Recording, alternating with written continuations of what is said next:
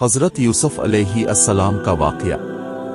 ایک زمانے میں کنعان کی سرزمین میں حضرت یعقوب علیہ السلام نامی ایک بزرگ نبی رہتے تھے۔ ان کے 12 بیٹے تھے، لیکن ان کے سب سے چھوٹے بیٹے حضرت یوسف علیہ السلام ان کے دل میں ایک خاص مقام رکھتے تھے۔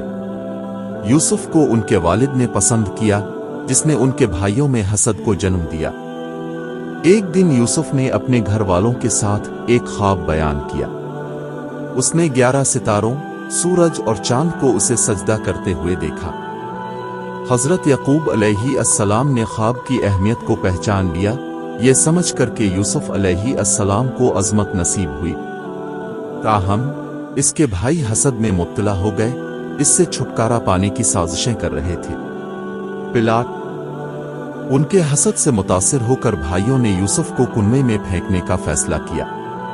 وہ حضرت یعقوب کے پاس پہنچے اور بتایا کہ یوسف کو بھیڑیا کھا گیا ہے۔ دل شکستہ یعقوب نے اپنے پیارے بیٹے کے لیے ماتم کیا، جبکہ بھائی ان کی کامیابی پر خوش تھے۔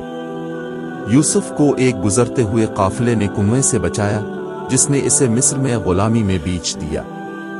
اسے پوٹیفر نامی ایک اعلیٰ عہدیدار نے خریدا، جہاں اس نے اپنی ذہانت اور کردار کی وجہ سے جلد ہی اعتماد حاصل کر لیا۔ فتنہ پوٹیفر کے گھرانے میں یوسف کی خوبصورتی مشہور ہو گئی۔ پوٹیفر کی بیوی نے اس کے سحر میں مبتلا ہو کر اسے بہکانے کی کوشش کی، تاہم یوسف نے اپنے پختہ ایمان کے ساتھ اس کی پیش قدمی کا مقابلہ کرتے ہوئے کہا، میں اللہ کی پناہ مانگتا ہوں۔ اس کے مسترد ہونے پر غصے میں اس نے اس پر غلط کام کا جھوٹا الزام لگایا، جس کی وجہ سے اسے قید کر دیا گیا۔ جیل میں زندگی جیل میں بھی یوسف نے امید نہیں ہاری۔ وہ اپنے ارد گرد کے لوگوں کی حوصلہ افزائی کرتا رہا۔ 2 قیدی اپنے خوابوں سے پریشان ہو کر اس کے پاس آئے۔ یوسف خوابوں کی تعبیر کرنے کی صلاحیت سے مالا مال ان کے معنی بیان کیے۔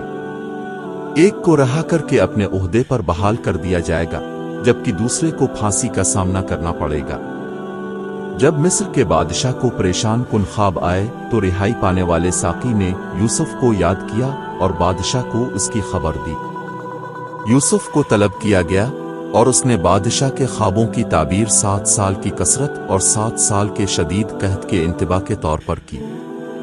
اقتدار کی طرف اٹھنا اس کی دانشمندی سے متاثر ہو کر بادشاہ نے یوسف کو ایک اعلیٰ عہدیدار مقرر کیا، جو کافی سالوں کے دوران مصر کے وسائل کو سنبھالنے کا ذمہ دار تھا۔ یوسف نے تندہی سے کام کیا، قحط کی تیاری کے لیے زائد غلہ ذخیرہ کیا۔ اس کی حکمت عملی کی منصوبہ بندی نے بہت سی جانیں بچائی۔ ری یونین جیسے جیسے قحط پھیل گیا، یوسف کے بھائی خوراک کی تلاش میں مصر چلے گئے۔ ان کے علم میں نہ تھا کہ جس طاقتور اہلکار کا سامنا کرنا پڑا وہ ان کا بھائی یوسف تھا۔ اس نے انہیں پہچان لیا، لیکن اپنی شناخت چھپائی۔ اس نے پہلے تو ان کے کردار اور توبہ کی جانچ کرتے ہوئے ان کے ساتھ سخت سلوک کیا۔ کئی مقابلوں کے بعد بالآخر یوسف نے اپنے بھائیوں کے سامنے خود کو ظاہر کیا۔ وہ چونک گئے اور گھبرا گئے، اس کے غضب سے ڈر گئے۔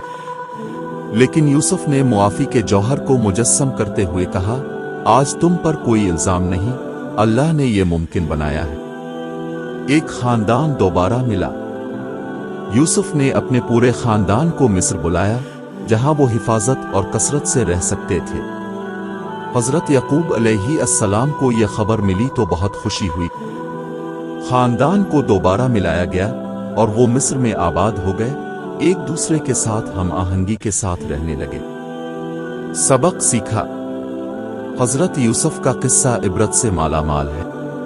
یہ ہمیں حسد کے خطرات، ایمان کی طاقت اور معافی کی طاقت کے بارے میں سکھاتا ہے۔ یوسف کا اللہ پر غیر متزلزل بھروسہ یہاں تک کہ آزمائشوں میں بھی اس بات کی یاد دہانی کا کام کرتا ہے کہ صبر اور لچک فتح کا باعث بن سکتی ہے۔ اپنی زندگی کے ذریعے حضرت یوسف امید اور فضل کی علامت بن گئے، یہ ظاہر کرتے ہوئے کہ اللہ حکمت بالآخر غالب آتی ہے، جو ہمیں تاریک ترین دور میں ایک روشن مستقبل کی طرف رہنمائی کرتی ہے۔